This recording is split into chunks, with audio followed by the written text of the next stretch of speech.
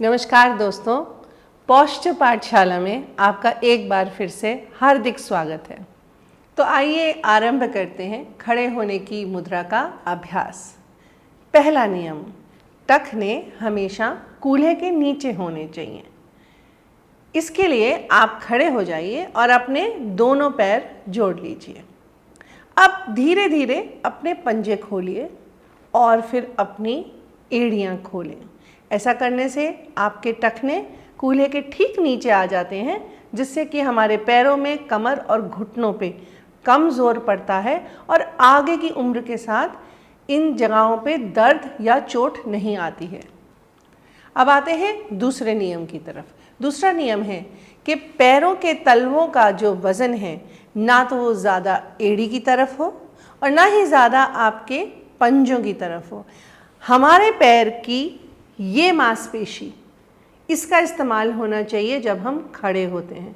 इसको करने के लिए आपने पहला नियम किया है, अब दूसरे नियम में धीरे धीरे अपने पैर के तलवे की तरफ ध्यान ले जाइए। अगर आपके शरीर का वज़न एड़ी की तरफ ज़्यादा है, जो कि आपने अपनी चप्पल में भी देखा होगा, तो धीरे से अपना वज़न आगे करिए और अपने पंजे और एड़ी के बीच में बराबर तौर से वज़न रखिए। तीसरा नियम है घुटनों को नरम रखना, ढीला रखना। कसे हुए घुटने इस प्रकार दिखते हैं और ढीले या नरम घुटने इस प्रकार दिखते हैं। अगर हम अपने घुटनों को हमेशा कस के तनाव में बना के रखते हैं तो उससे हमारी कमर के निचले हिस्से में दर्द आता है, जिससे उम्र के साथ हमारे घुटने भी घिसके कमज़ोर हो जाते हैं। घुटनों को मुलायम रखने की क्रिया के लिए पहले और दूसरे नियम का पालन कीजिए। उसके बाद अपने घुटनों को एकदम कस लीजिए और फिर उनको ढीला छोड़ दीजिए। ऐसा आप 4 से 5 दफ़ा करिए और ये पहचानिए कि कसे हुए घुटने किस प्रकार महसूस होते हैं, उनका एहसास क्या है और ढीले या मुलायम घुटनों का एहसास क्या है।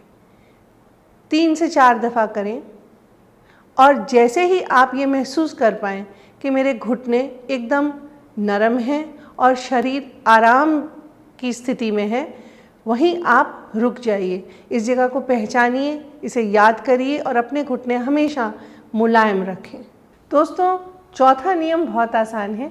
हमने जब बैठने का पोस्चर सीखा था तब भी हमने यही किया था। ध्यान अपने कंधों पे लाना है और चौथा जो नियम है वो ये है कि कंधे हमेशा धीरे से पीछे की तरफ होने चाहिए।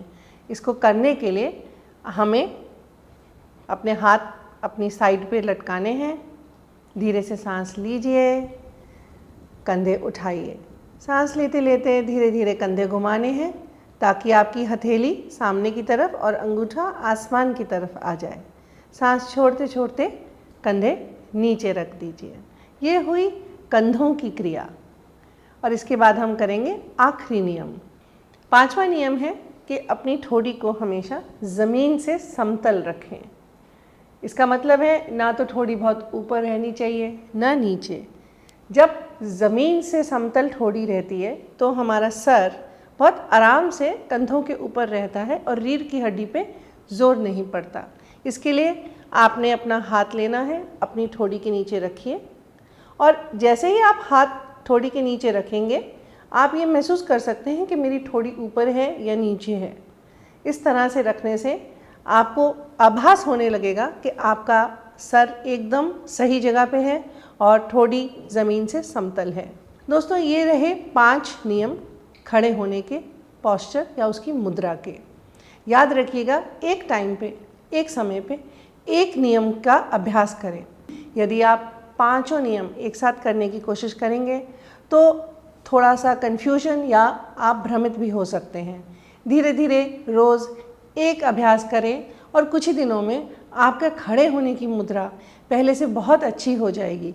दर्द कम महसूस होगा, थकान कम महसूस होगी और आत्मविश्वास जो महसूस होगा उससे आपका दिल खुश हो जाएगा।